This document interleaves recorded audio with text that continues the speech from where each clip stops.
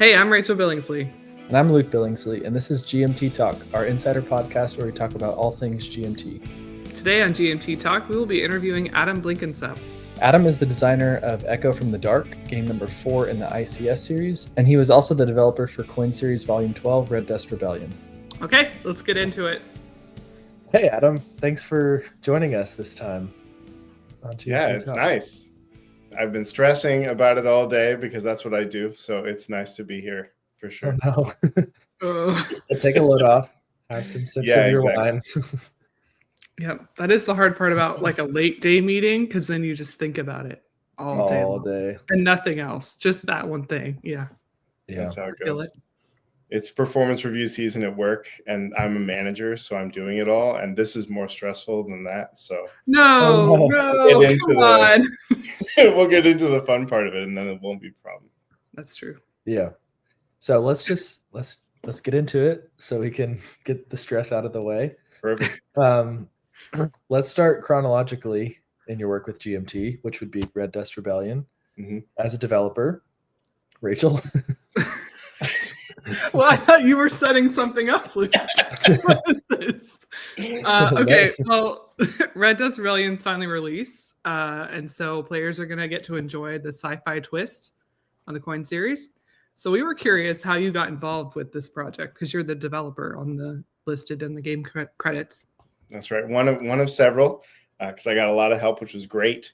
I actually worked on projects for GMT before RDR because I worked with Jason and Bruce on the Gandhi card bots. Okay. I came to the warehouse when they were messing around with that, and I bothered them until they told me to go do something to not bother them anymore. Mm-hmm. But I scripted up the way that the bots would work so that they could test them and log which cards got used and how often they hit a branch and all that kind of stuff. So that was pretty good. But I mean, the actual pulling into RDR was Voco asked on Twitter in, I think this was 2019 or something. He said, "Oh yeah, we're working on some coin game. We're looking for developers." And I had been designing some stuff with friends out here for a while, and I was like, that sounds like a good way to make sure that GMT knows who I am, so I can get them to do a game with me, because I was young and foolish. But I let Volko know that I was interested, and he said, "Oh yeah, sure. It probably is going to be a couple of weeks of work, and then it won't be a problem. We'll get it released. We'll get it on the P500. It'll be great." I mean, a couple of weeks. COVID is interesting. Yeah, there's poor estimates all over the place, but it's hard to estimate. So yeah. You never know what's going to go wrong or right, or if you're going to have to change stuff at the last minute. Oh, yeah. I mean, COVID for sure, but the Jared Carmichael's from New Zealand. I'm out here in Pacific time zone up near Seattle. We were working with Jason Carr in Colorado. We were working with Joe in the UK. Like, everything was multi-time zone. Everything was remote. All the play testers were remote. So yeah, it was complicated to run stuff. So, and then Jay's a first-time designer and I'm a first-time developer, which I'm sure didn't speed things up at all either. Yeah, I know my first time developing with Red Flag Over Paris, I was also, I'm sure, nowhere near as fast as Joe or Jason or any of the more experienced, or even you, now that you've done it once before. I don't know if that makes me faster. Well, maybe you at least know what the road looks like, I guess. Yeah, it was a very helpful process. Going through the development process is learning about all of the individual steps, getting a little bit more of an appreciation. My wife works as an electrical engineer, and she always says that everybody should have to run the manufacturing floor once to really understand how painful some things are if you design them poorly, if you design a process poorly. So yeah, I really appreciate that about having gone through the process. Yeah. So you mentioned all the communication and remote work and everyone being in different time zones. Would you say that was the most interesting or the most difficult challenge you had with development, or do you have something else that maybe was a more interesting challenge? Yeah, like I said, we're doing performance reviews at work. So I've got everything kind of flowing through that part of my brain. And the two types of challenge we talk about when we're doing performance reviews are organizational challenge, which is that kind of time zone, COVID remote situation, and then developmental challenge. Like in particular for RDR, this is sci-fi, which is less of a big deal to me than Jay wanted to do a whole planet, right? The biggest coin before then, I think probably had to be American Revolution, probably as far as scale. And as you zoom out further and further and further, a lot of the things that coin assumes about the model kind of break down a little bit. Travel time breaks down a little bit. You know, Jay really cared a lot about representing this idea of a distant power that's colonized this space, and we needed to lean onto that. You know, how long does it take these forces to show up? How long does all of this stuff take? And then how dangerous is this space, right? You know, there's no oxygen on Mars reasonably, so how do we really show that in a way that isn't hopefully too painful for the players to get through? Yeah, those were the fun, like, game design problems that, you know, but as a developer, my job isn't necessarily to just say, okay, we're going to fix these by doing all of this stuff. It's how do I communicate to Jay that the game that he said he wanted to make, you know, he said he wanted this to feel, maybe the church, he wanted to feel like ghosts in the desert. Well, you know, in this last play, they didn't really feel like that. Maybe they felt a little slow. Maybe they felt a little predictable. And that's the kind of feedback that I would give to him so that he could go, oh, well, how can I design something that makes him feel a little bit less predictable? Which he did very well, you know. But framing all of those questions, that was a very interesting skill to work on for me, for sure. Yeah. So we've talked about scale, and I actually wanted to ask, because the game just came out and we've gotten a few questions about this already. Some customers have asked if Red Dust Rebellion is a good entry point into the coin series. So what would you say to that? So I took some notes about some of these questions, and the beginning of my notes for this one is just like raucous laughter. The standard response to what would you want for an intro game is really what's the topic that's going to be interesting to you. You know, if you're really interested in Vietnam, you should go play Fire in the Lake. And it's not that you should go play Fire in the Lake as a coin game. You should just go play Fire in the Lake. You know, if you're interested in modern conflict, you should go play Distant Plain. It's one of my favorite games of all time, not as a coin game, but as a game about modern conflict and the war on terror and that kind of stuff. Those are the reasons to really jump in. People like the series, or at least I like the series, because it deals with conflicts that are a little bit more obscure sometimes too, right? Andean Abyss was super interesting when it came out. I hadn't thought too much about that conflict, so playing through that was a really interesting time. And going into Mars, the tricky thing is this is not a historical interest. And so now we have to talk about, you know, am I interested in Jay and his thoughts about science fiction? Am I interested in somebody who has a major political background? Like Jay's education is really solid. Jay's worked in the government in New Zealand for a long time. He has very thoughtful takes on this kind of problem. Am I interested in those things? If I'm coming to this as somebody who primarily plays Euro games, you know, maybe I played a lot of Risk as a kid. Maybe I've played, you know, some of these, maybe I played Dominion or something more recently. And I'm like, oh, I've heard this coin thing is really cool. Where should I start to get an introductory system? No, RDR is not that, you know. RDR is a big monster. And Jay wanted it to be a big monster, you know. We actually made it a lot smaller than he was hoping for it to be because we knew we needed to produce it.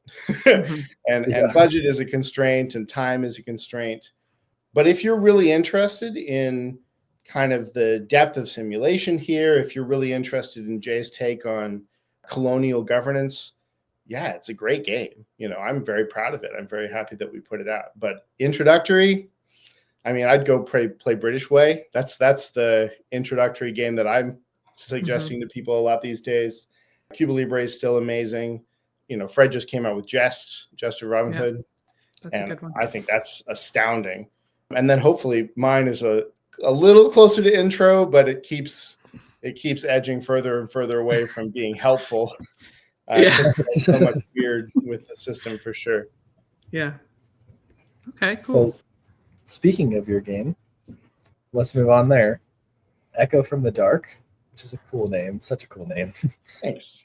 So at the beginning of the P500 description, you give some flavor text to set the scene and establish some lore. I could read it, or you could read it if you want. I don't know if you have like a specific voice. If you don't, then I can just read it for you. I don't think I would do it very much justice. If you want to go for it, Luke, I'm here for it. I'll read it. Okay, it's Emperor Cormac II is dead. His opulent space station locked down and strewn with bodies. Reports claim a biological weapon killed him and his captain. Today, the fraying twine holding an interstellar humanity together slips free of his dying fingers. So, I mean, that's pretty cool. That really sets the scene well. So, I'm curious. One, like you were talking about with Red Dust Rebellion, this is all fictional. Nothing has actually happened here. This is all from your brain. So, when you're going to come up with lore or like an intro like this to set the scene, where do you start? How do you dream up the lore for this game? So I'm very interested in science fiction as a genre. I was talking to somebody else about, like, we had power outages growing up all the time and I liked reading. So I've read, Asimov's Foundation series a bunch of times. I read Dune like every year.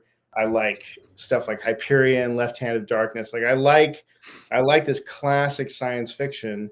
And one of the things that I really like about it is these authors taking things that could have happened historically or were plausible historically and throwing a new coat of paint on it to say, what does this really mean? And how do we present the fall of an empire in a different way? And how do we present two people meeting each other in a different way?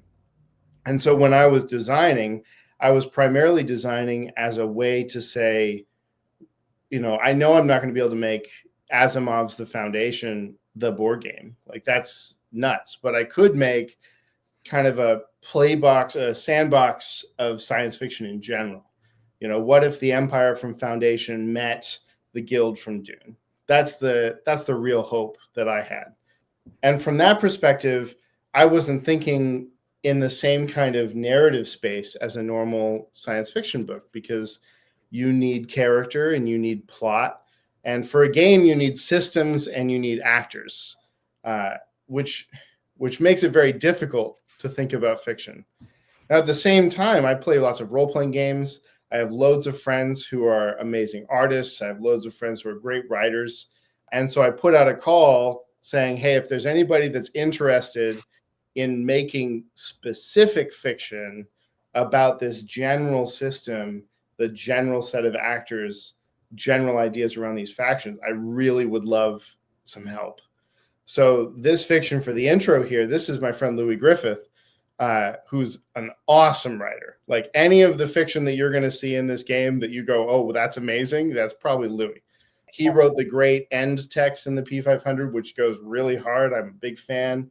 And I'm having him talk to me about, how do we do better titling and technology?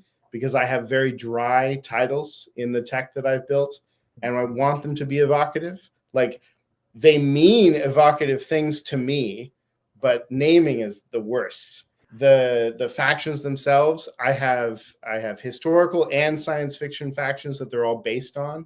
Like we talk about the Empire and Foundation is Trantor, but it's also based on stuff like the Roman Empire and the British Empire and all of this kind of thing. So we smash all of those together into what this thing is. But telling people about that by saying, oh yeah, it's an empire, is just super dry unless you're going to be Star Wars, right? It's an empire. Yeah, it just doesn't mean anything. And from the one perspective, like as a designer, I think in that kind of very abstract systems way. But having an evocative name, having like Sam's amazing art to support all this stuff, that does huge amounts to getting people in the right mindset to think about this stuff for sure. Yeah. That's really cool that it was such a like team effort from your close friends? My standard philosophy is I feel like I've got a skill, a couple of skills right here, but I want the best people doing the best things on the side of that, right? I've got Joe doing amazing development work for me. He's awesome. I've got Jason running interference. I've got Kai running interference on production. I've got a bunch of folks around me that I effectively forced to do development work and playtest work. So, I've got a lot of support for sure, which makes it much easier to run through this stuff. Yeah, that's great. That's good. So we spoke a little bit about the coin series already. Can you tell us a little bit about the elements in Echo from the Dark that are kind of similar to coin or regular conflicts and some that are just totally different? Like I, for example, saw that there's a modular map. We've not seen that before as far as I know. Yeah. And there's maybe no event deck. Is that right? I mean, in a way, if you've played a lot of coin and you see it on the table at the warehouse, it'll look familiar. The map will look weird, but it'll look, there's a map. It's got spaces.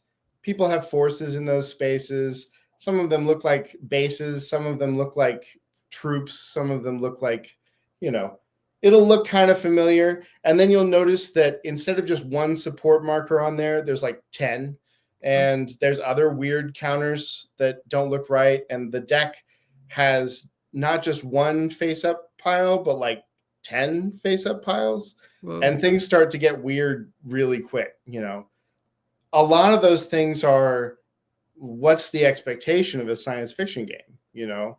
I'm coming at this. I've played a bunch of Twilight Imperium, and I felt like if we didn't have a modular map, how could we even call it a space game? Is it a space game at all? Yeah, it doesn't count. Played Eclipse, played Twilight. And so there's a lot of stuff like that. And then we also knew pretty quickly in development that the technology was a major part of what science fiction is really about in the first place, is this idea of progress, this idea of differentiating yourself. And so in a normal coin game, the events every so often might have a capability, a permanent power that somebody could take if they take the event.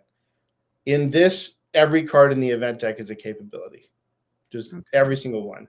Wow. And the players can effectively bid on control of those capabilities over the course of the game. But in order to allow those bids and in order to keep the game moving, you could bid on the current tech, or you could bid on any of the other techs that has come out over the course of the campaign. So they all stay out on the side of the board. Interesting. So you might have missed the chance to take the event 2 turns ago. You needed to recruit or something. But now you go, I better take that because at the end of the campaign, all the tech gets wiped. And if you didn't bid on it, you're not going to get a chance to work with it. So you end up starting with this space where teaching is relatively straightforward because we have a menu of actions. I feel like calling them operations is wrong for the scale. Actions also feels wrong, but it's what we've got right now. But everybody's actions are the same. So teaching it is very, very straightforward, really. And then as time goes on, that player over there has 2 technologies that mess with how they move around the map. This person has a way to shoot you from halfway across the galaxy. This person has a way to blast leaders onto the map. And so by the mid-game, end game, you've differentiated yourself dramatically. So, and then, there's still terrain on the map, but there's also population has a piece, which is another massive change because of scale is the really hard time. So there's a lot of things like that where if you've played coin, if you played ICS, you'll recognize things, and the differences I hope the differences make reasonable sense. It's not too big of a deal. People that haven't played coin come at it with very different assumptions, and it's very fun to get those types of playtesters into the group for sure. That's cool. I like how... Would it be easier? I don't know. I mean, it's tricky. The people that play coin a lot approach it a very different way than people that don't. And so the playtest games that I've had where all 4 people have played a bunch of coin run very differently. They're ready for a bit of a slog. They're ready for things to go back and forth. and they'll do the knife fight. This is a tight map. There's only 19 spaces on this map. It's a very tight map. And you start all huddled together around Seoul in like 7 hexes. So in a smaller space than Cuba Libre, you're just packed. Wow. And so the coin players, they're ready. They're ready for that fight. The people that play other games, they want to move out and get their own little space in the corner of the galaxy where nobody's going to bother them. And then it gets into a little bit of a race to who can hit their victory condition soonest. And at the end of the race, it turns out that you have to get into conflict. If I've designed all the VCs properly, you just can't get there without pushing into somebody else's area. Wow. But yeah, it's fun to see the difference for sure. Wow. Okay. I like to how, like you were saying, everyone has the same actions and a lot of the same things at the start, how it then becomes asymmetrical kind of over time with the technology. That's really unique, I think, and also like rewarding for the player, because the special powers and things that you get from the technology you've actually worked for and like bid for over the course of the game. So that's really cool. In early design, we actually had the factions be a lot more different at the beginning. And we found that, I wanted it to be able to be easy to teach. I've taught Root a bunch of times. I've taught Coin a bunch of times. I've taught Dune a bunch of times. And having pretty dramatically asymmetric factions means that you can't really get going very quickly. And I want this to be a game night game, not a once a year kind of game. Yeah. And so we found that even with just a difference in victory condition, maybe a little bit of a difference in setup, maybe one special power, the factions feel very different immediately. So that's cool. Yeah, I like that. All right, we got to get into it. What is salt? Is it just table salt? How do you use it in the game? I just keep seeing it all over the P500 page. I'm like, salt. Is it just salt? Like, I need a little explanation here. So a big theme in science fiction, actually, I've got this book, Colonialism and the Emergence of Science Fiction. Really great, John Reeder in 2008, I think. But I don't have a physical copy of it right now. I just have it on Kindle. But a big theme in especially early science fiction is going out and finding something new. And the thing that is pushing people to do that, pushing the Brits to do that, especially in the beginning of science fiction, a lot of that discussion is, they've got this resource that we need. Maybe we need to go get the spices from India, or maybe we need to go dig for oil or whatever. And so a lot of science fiction that is really investigating that has to have some kind of fancy resource. I mean, Dune just straight out and goes, okay, we're going to get spice, which is so straight on. Yeah, British East India Company. Like that's a bunch of what we're just going to do. We're just going to go directly there. Oil, I thought about some kind of an oil reference, and it feels just too dead on. So for a while we were like, we'll just use salt and then we'll change it when we think of something better. But the more that we use it in play, the more I just like it. It's so silly. And there's a lot of fun puns that Jason bothers me with on Discord. So he would. But yeah, I'm a huge fan of it. Like the kind of the point of it is to provide that here is a resource that is critically important for the game. Most coin only really has one currency, right? Just resources, capital R. And if you don't have a second really important resource, then it just doesn't feel enough like science fiction sandbox to me. So right. As you move around the map, you'll find salt on the map itself, which is the one big exploration piece that you get to do. Because otherwise, where the pieces of terrain are. So you can say, that star over there, I can have a lot of population living there. I don't know if there's going to be fancy resources or if I can just have people. But if you found some salt and you can control it, you could get a whole free turn, like a really powerful cash marker from Cuba. And every faction, the primary special ability for every faction requires that you spend one of these resources. So the easiest way to get it is to just punch somebody in the face and take theirs, because it stays on the map, in general. And the harder way to get it is to go find it, or you can mine for it if there was some there before. There's a couple of directions. But having a free turn, I build this game so that it sets up very quick, which means there's no stacking the deck. You shuffle the deck and you go. The campaign could go 10 turns, 10 rounds, I guess. And everybody acts on every turn. So if you are acting for 10 rounds and we max out the resources track at 30, you're going to be broke by the end of it. So being able to take a totally free turn by spending this fancy resource, it is pretty critical to get a hold of. So yeah, that and your faction special are the big uses. Okay. Oh man, I feel like you're teaching me the game right now. Like I'm at the table and I'm already feeling the anxiety build because I'm the kind of player that's the goal. I mean, I love tension. I love tension and release mechanisms in games. Anything where you can say, this is just going to continue to build and it's going to have to break at some point and you can see it building. That's my favorite type of thing. Yeah. So I'm the kind of player that you referenced that wants to like spread out and make my own corner or whatever and not have to like fight everyone tooth and nail right away.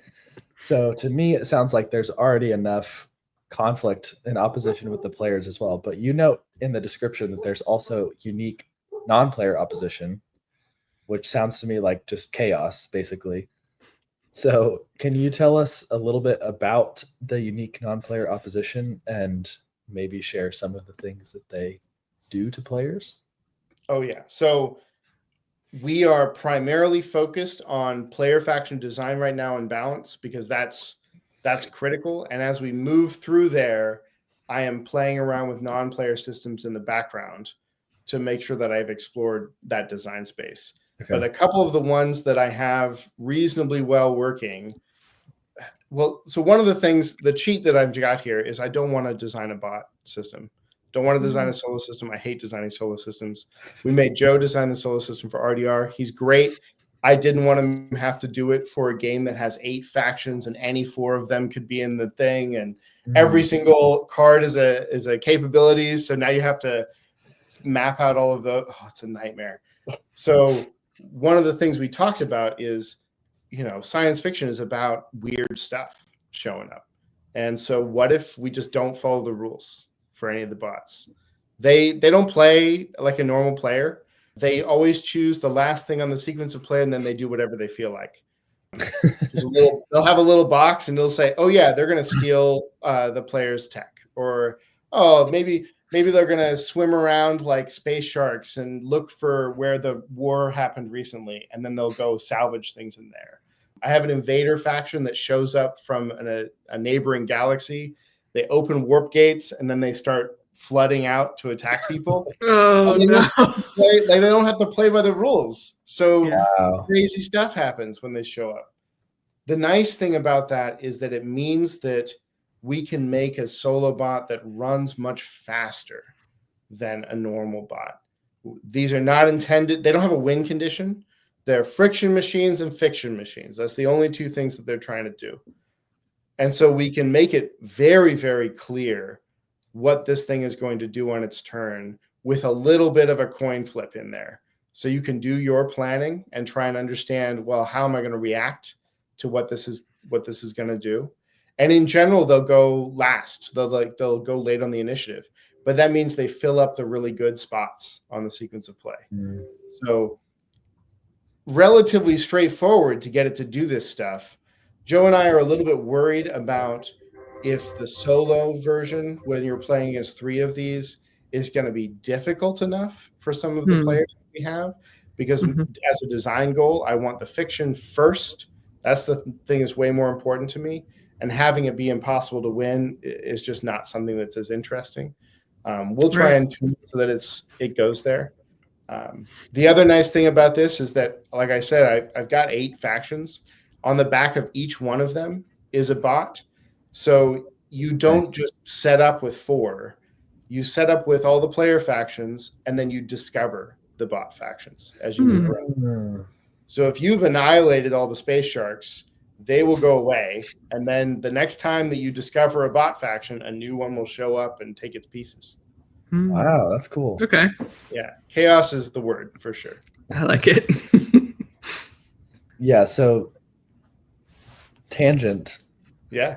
I was curious. Echo from the Dark, the title. It's obviously very evocative, like you were saying. It's dark, it's spooky, it kind of gives a feel like something scary happening in space. Mm-hmm. Is that kind of just it? The title is just supposed to be evocative, or is it referencing something specific? There's some stuff that it's trying to mean. A long time ago, it was Ozymandias was the reference. Ozymandias, the poem by Percy Bysshe Shelley that talks about this statue, and the only thing left of the statue is the feet. And you look at the inscription on the statue, and it says, "Oh, look at my works in despair," type of thing, and it's just nothing. Middle of the desert, nothing left. Because it's this game about the fall of empires and the decay, that kind of thing. So that's the mood that I was in when I'm designing this thing. Okay. So there's the dark, effectively. But the echo part is very much this idea of I want everything in here to have a reference to history. It's not that I'm throwing, Lovecraftian cultists in here because isn't that cool? It's what does this mean about accelerationist philosophy and apocalyptic philosophy and like burn it all down type stuff? I'm not just throwing an empire in here because Star Wars has an empire. I'm throwing it in because empires are a thing. And what does an empire want, and how does that, apply when it's affecting the rest of the world around it? So that's the echo part. And then the dark is just we gotta get spooky somewhere for sure. Yeah, I like it. Cool. Thanks for sharing that. Mm-hmm. Yeah, the art is also spooky. I mean, it's really cool, but like, can you tell us a little bit about your vision with that? Like, just what do you want us to feel when we look at it, I guess? I mean, this is the thing that I didn't have somebody that I knew could do this kind of analog magazine cover art. When I was trying to figure out what I wanted to tell Justin Martinez, the person who was running art at the time, I was like, here's a bunch of old analog covers that I think are really cool. Here's a bunch of 70s paperback covers that I think are really cool. I want this art that does not look like patent art. I want art that doesn't look like, NASA concept art. I wanted things to look just dramatically weird. One of the ones that's in my mood board that I made is like a finger stirring up a hurricane on Earth or something. Whoa. Super cool. Like I love that kind of stuff. And the big thing that we did when we started talking to Sam about making it is he would come back with a piece based on my brief, and all of the feedback that we would really have is, this is great, but let's go a little bit more weird. You could probably push this a bit further, a bit more weird, maybe a bit more psychedelic, just a little bit more weird. And so eventually Sam got to the point where he was giving us stuff that was so wild. Like I could never have given him a real brief to get to the wild point, but he knows how to keep it subtle enough. Like if you look at the P500 cover that you made, there's a skull in the middle of this black hole swirl, and it's just subtle enough that you might miss it. But I love it so much. There's a card that we have that has a big head in a vial. It's amazing. Wild. It's great. He made one for an asteroid field. I was like, I want like worms coming out of this dirt clod. And the way that it looks, I have playtesters who refuse to go to that sector because they don't want anything to do with it. And that's perfect. That's exactly what I want from the art. Too scared of art to go in Hex. Oh yeah. If people go a place or don't go a place or do a thing or don't because they think the art's great, perfect. Scary space worms. Yeah. The game has come alive. That's perfect. That's what you want. Okay, well, before we wrap up, we have a couple of recurring questions we like to ask everybody. Do you have a favorite game by another GMT designer? Oh yeah. I mean, this is super easy for me. Here I Stand is like my favorite game of all time by Ed Beach. 6-player game about the Reformation. What kind of a pitch is that? You know, I've played it with a ton of people. It's my pitch for Here I Stand when I try to teach it to people is we're playing normal games for a while, and I'm like, oh, you should come hang out with us and play Here I Stand. It's only going to be all day. It's no big deal. Do you want to start by nailing the theses to the door, or do you want to start on turn 4 for the short game, which is only like 5 hours? The short game, gosh. Beautiful. Everybody that I play it with, people appreciate it, although we certainly have people who can't handle the morale hit of Here I Stand. Here I Stand is a big dice pool, go nuts kind of game, and we have seen somebody try to invade Scotland and just roll misses for turn after turn after turn. But yeah, I'm a huge fan of Here I Stand. I think I've played it like 20 times at this point. It was one of those games where like I run games every year around my birthday in order to get some of these massive things to the table, right? How are you going to play, I don't know, John Company if you're not going to have a significant amount of time, have people learn the rules ahead of time, all that kind of stuff. And I was like, maybe we can figure out this crazy thing if we just reserve all day. And everybody loved it. So now I have a group that plays Here I Stand, and it's very dangerous. That's awesome. That's cool. It always helps if you can play the birthday card too, right? Like, Yeah, it's my birthday. Come on, play the game with me. I've got great people in my game group. They'll play whatever. And for Here I Stand, I'm like, this is easy. It's just a card-driven war game. Like don't worry about this massive rule book. Don't worry about every single player having unique things that they have to worry about. Oh yeah, your victory condition, you have to know things that this person has no idea what's going on. Don't worry about any of that stuff. We still look up rules. Like, it's massive. But I mean, the thing I like about war games in general, about historical games, is that the learning a game like that is almost entirely let's understand what was really happening. Yeah. And if you know what was happening, you can go, well, shouldn't I be able to, cut you off in port? Like, how can you siege here if you don't have any way to get supplies from your homeland? Like, all that kind of stuff. You go, isn't this something we should do? And then the rule book, you find it, and it says, oh yeah, that's how this works, and it works out reasonably well. Especially if we're not sharks or anything. So right, yeah, that makes it a lot easier for sure. I mean, I have not played the game, but what you're saying, like guessing about, shouldn't I be able to do this? Shouldn't I be able to like burn someone at the stake? Is that a thing you can do? Right? Yeah. Oh yeah. Yeah. There you go. Exactly. It makes sense. Somebody at the stake, or you disgrace them if they're a papal debater. So you got to roll well, but that's the way it goes. Nice. Luke, we're gonna play it at Christmas. No. You really should. Get 6. That's the tricky thing. Get 6. 6. Let's see. Yeah, I'll talk about Here I Stand all day. You got to be careful. Yeah, we'd have to get Elise in on that to get 6. I don't know if he'd be in for it. It's a hard sell. I don't know. It's not a short game. When we play online, we'll play on Vassal, and we'll play like one turn a week. And when we have a group that really knows what they're doing, it's like an hour a turn. It's super quick online. Nice. But that's people that know what they're doing, and that's people that are negotiating offline between turns. So, yeah, it's not a small investment. Yeah. Right. It's good to have some Here I Stand love, though, on the podcast. I don't think anyone has said that yet. So I don't think so. I like it. That's crazy. All right. 500th anniversary edition is out. I had to get a second copy. Exactly. That's right. 500th anniversary. It's the best joke. I'm so here for it. The 500th anniversary edition came out in 2017, right? I think that's right. It's like 15-17 is the start of the game.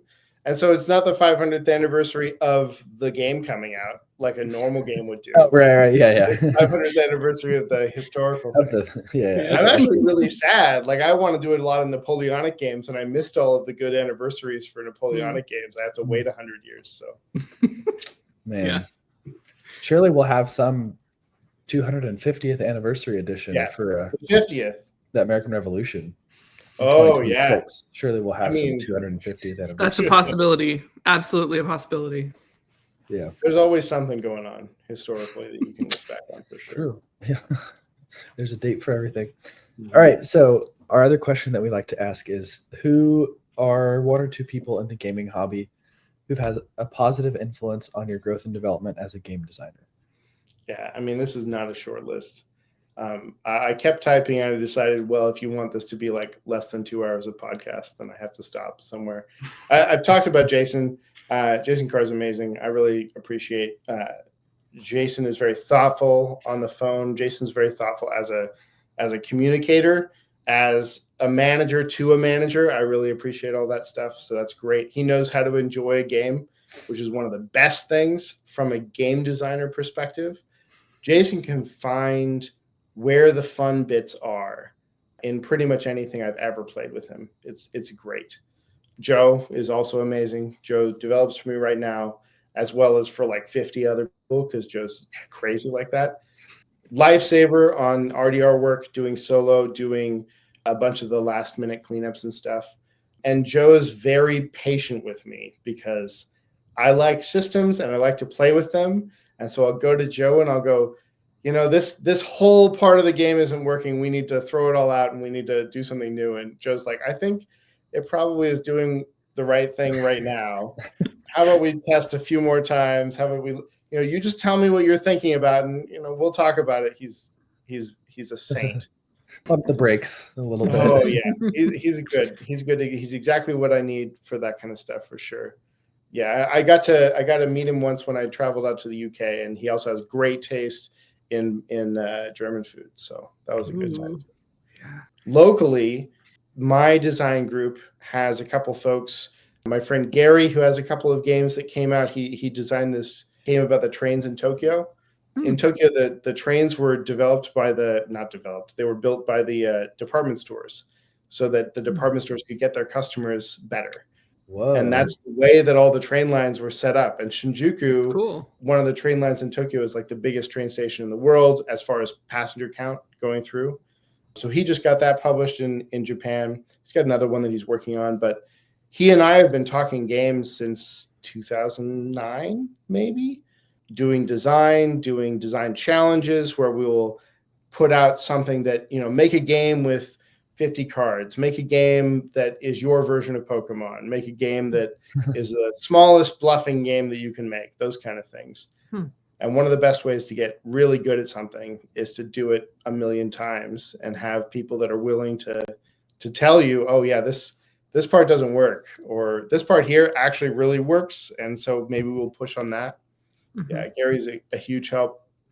I talk about having people in my group that will play anything. My friend Sfair will ping me and say, hey, what are you doing this afternoon? Do you want to play a game? And I'll go, yeah, do you want to play a Victory Lost, this MMP game about the Eastern Front of World War II? And Sfair plays cooperative games, and he's playing Slay the Spire, the board game, a lot right now. Nice. And he'll come over and play Victory Lost. He'll come over and play Here I Stand. He'll play whatever. It's great. Nice. That's cool. There's a ton of games that I have that there's no way I would have ever gotten them to the table without people like Sfair. Ken locally is the person who came into our group and said, why aren't you guys publishing these games? What's wrong with you? And we're like, we just made it for the group. Like, that's the only thing we wanted to do. And Ken Kuhn wants to make things. So Ken is great. He did a bunch of stuff for GMT, which is great. He also published his 1822 PNW, which is amazing. But primarily, Ken's the force of, you should just publish. Don't just mess around with these things and make 50 versions of it. Publish the thing. And then if we're going to ever stop, Suzanne Sheldon is a podcaster on Salt and Sass, but also like marketing lead for Restoration Games. Suzanne's amazing. She helps run a convention down here called Game On. And I went to this convention hoping to play something with somebody a bunch of years ago. And she was so welcoming. I'm now occasionally get to play games with her in her game group. And every single time we play stuff, she's very thoughtful. She knows what she likes, but she will play whatever in order to see that stuff. it's just one of my favorite groups to go play with. So just loads of people like that. The community is so huge, right? Could talk about the Mansfields all day. Could talk about NBSP all day. Mm-hmm. Yeah, lots of great people in the hobby. Cool. Thanks for sharing and spreading the love. Yeah, I've enjoyed hearing all those. Well, that's all the time we have today because I have to go eat dinner. But thanks for coming on, Adam, and for taking the time to talk to us and being our guest on GMT Talk. Yeah, thanks. Yeah, thanks for having me. I appreciate it. Of course. All right, we'll see everyone next time on GMT Talk.